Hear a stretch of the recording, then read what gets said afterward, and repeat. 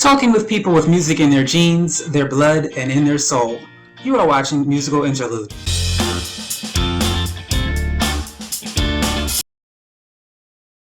Hi, and welcome to another episode of Musical Interlude. I am your host, Casey Bell, and today's guest is Jen Ash. Let's get this show started. All right, thank you for coming on the show. My first question I have for you is, when do you remember around the age when you first discovered either your talent for music, your love of music, your passion for music, your abilities for music? So I always loved music. I think we all do. I started realizing that I could sing when I was like 23. And one of my friends forced me to sing. And then I realized that I had something. So yeah, sometimes you need to wait until someone hears you to realize what you have. That's most people tell me when they're the age of children, and you're saying 23 was your first. I mean, were you singing before 23 and just never noticed that you could sing? Well, I was thinking singing in the shower like everybody else, but I was mostly playing basketball and I didn't even think about starting a music career, you know. So it was a different universe that I was in. And yeah, and at 23, yeah, it was pretty late. So what did you said a friend forced you to sing. What was that? Were you somewhere or you? I was at a gas station and we were waiting on another friend to pay for the gas, and something came out on the radio and I started like singing like one phrase, and then she bugged me all afternoon for me to sing some more, and I didn't want to do it. And at the end of the day I was like, you're bothering me so much, I'm going to do it. And then they all look at me like I'm crazy. I was like, what does it come from? And so it started like that. And after that, a couple months later, I started taking vocal classes and see what I can do with it. Cool. So when did you first make the decision to become a singer? I think I stopped. So when I stopped playing basketball, I was like 25. Um, then I moved to LA. And you know, when you arrive from Europe to here, you have to adjust, and everything is so big and it's like movies. So you have this time where you're trying to find some stability and you're trying to figure out who you are. So I started music in 2018, and I was like, okay, I need to do a list of what I really want to do in the future and what's my passion and what I want to achieve. So before that, it was a little, I was a little lost kind of. And, but yeah, 2018 is where I really started get into it seriously. So before we I have a bunch of questions. So the first question is, were you playing basketball professionally? Yeah, I did. I did it in France.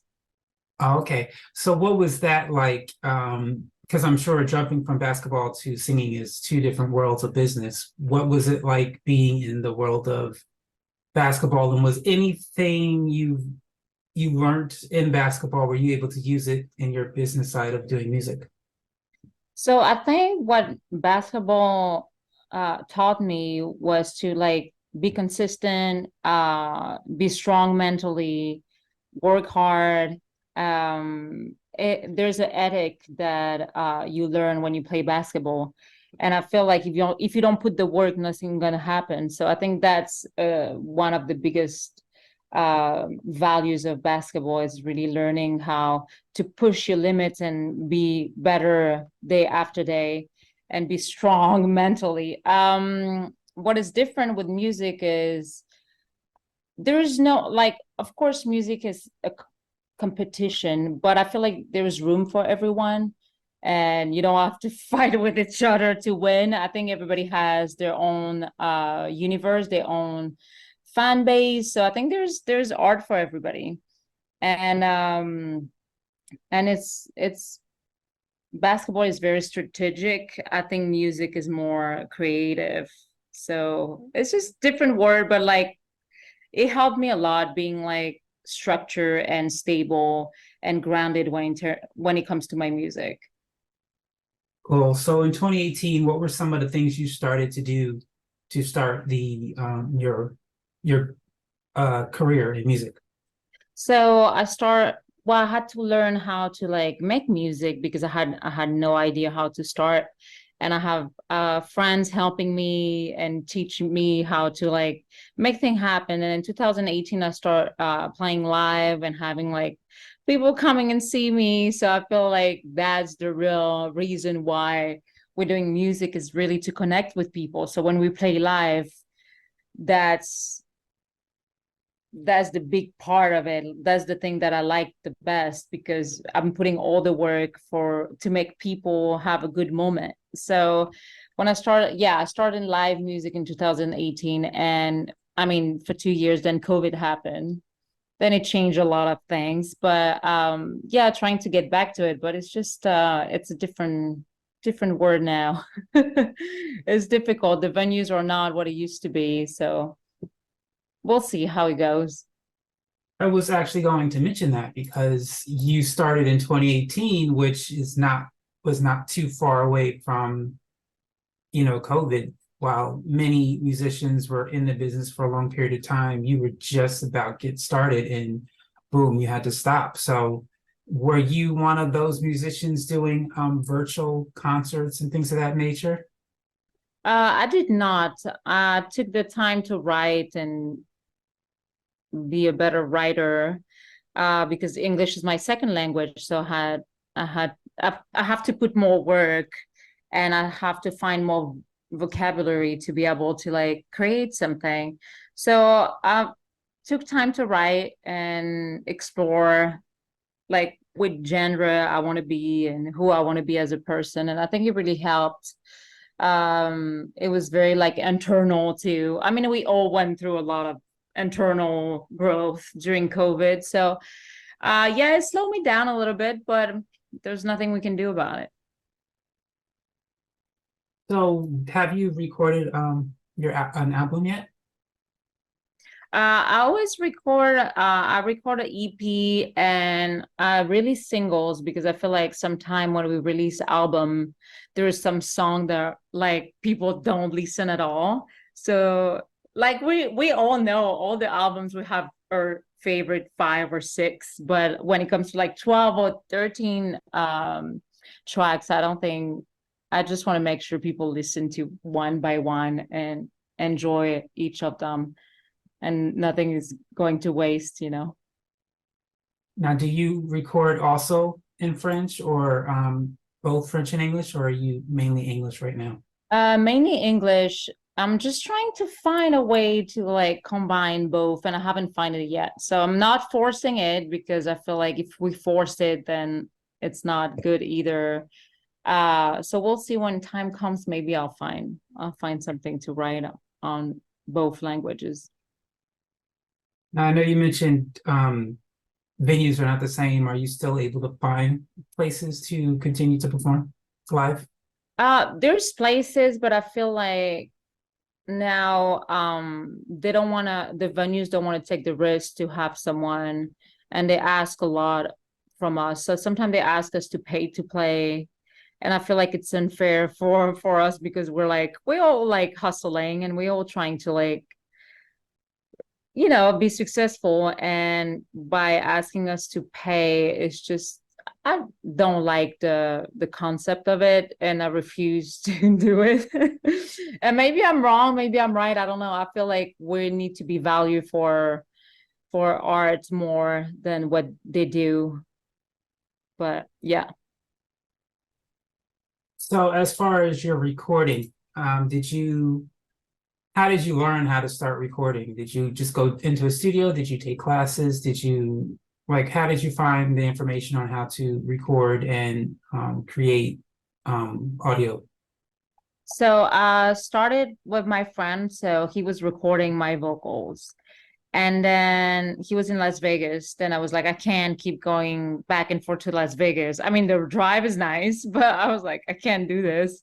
So I find a studio here, and I'm working with my engineer since day one. And I remember the first day I went in, I was like, okay, so you know, if I say something wrong, if it's not proper English, please tell me. I really want to be honest with like everyone. I was like, if something is wrong, I want to know.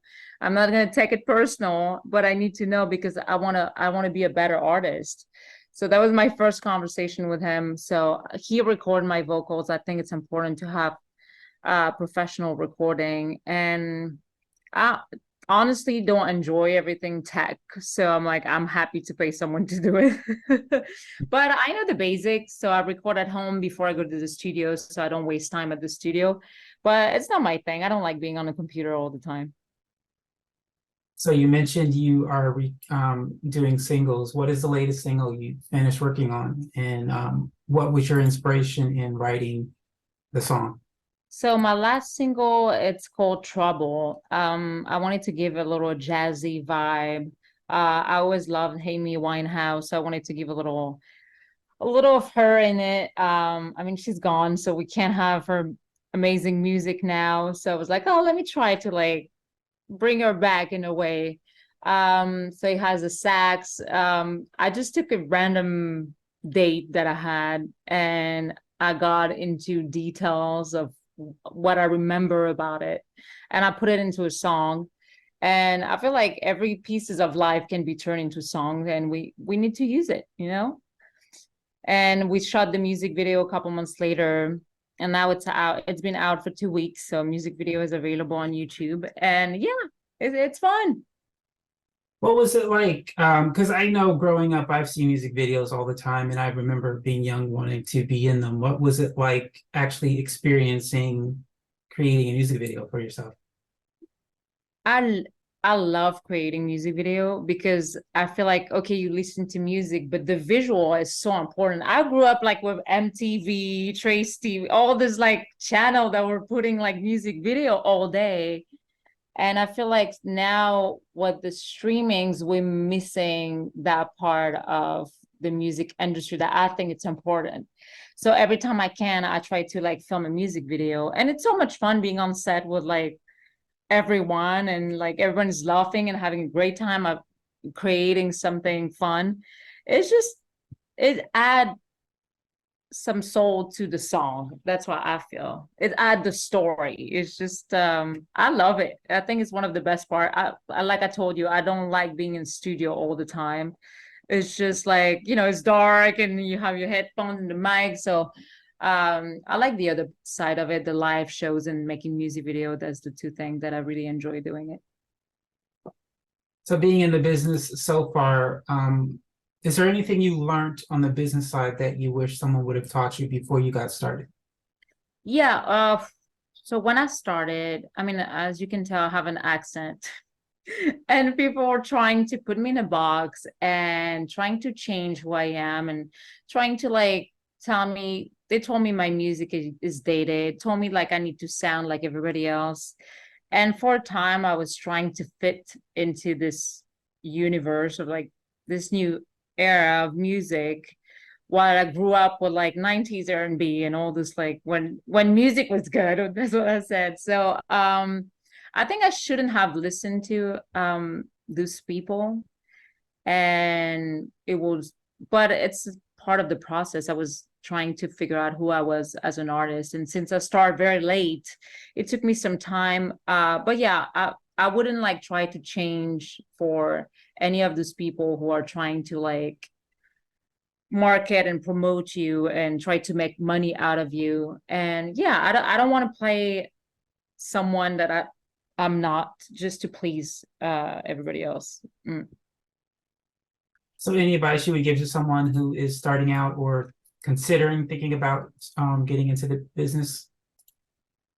Sorry, I didn't quite heard Any the question. any advice you would give to someone who's either thinking about getting into the business or starting out in the business? Yes, so you really have to enjoy what you're doing because the road is long, very long. So you have to enjoy every little step that you take. If not, it's just hard. So what I learned is like, yeah, enjoying like the little things you do, the little lyrics you write. And I feel like sometimes we see the bigger picture and we don't enjoy what's on the road. And I feel if you enjoy what you're doing, then it's going to be easier to achieve your goals. And just be true to yourself. People want real people. They want to get, they want you to understand them. They don't want something fake. So I think the more truthful to them you are, the better it is. And yeah, and it's healthy. Awesome. All right. So my last question that I have for you, and when I ask this question, people take time, and I say you can take as much time as you need. I usually ask for one. You can give me two or three. If there is a singer or a musician out there, dead or alive, who you wish you could have collaborated with or want to collaborate with, who would this musician be and why? I grew up with a lot of Celine Dion. She's like, for me, she's like, I mean, this woman, I've been singing in French, then in English, then she's doing everything. And what I like about her, she's doing everything with class. Like she doesn't need to take off her clothes. She's just like, it's just like her vocal and her presence. So I think she will be like one of the main artists I would love to like meet. I know now she stopped, but like, and she was still doing shows not too long ago. So it's just one of like this big woman artist that I was related to. I was like, I want to like do everything she's doing. Her, I think, yeah, for her vibe, like I told you, Amy Winehouse was like so unique. So I would have loved that. And another one that I like, it's Pink, because she's so edgy. She does whatever she wants. She got her personality is so wild and free. And that's what I like about her. Yeah.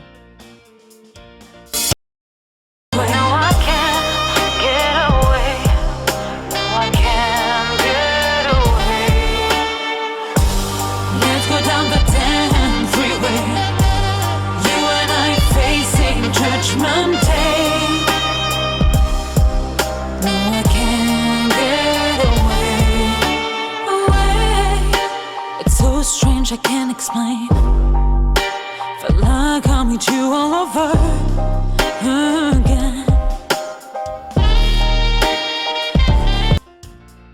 That is all the time we have for you today on Musical Interlude. I want to thank our guest Jen Ash for stopping on by, and you, the audience, thank you so much for watching another episode of Musical Interlude. Thank you. Have a great day.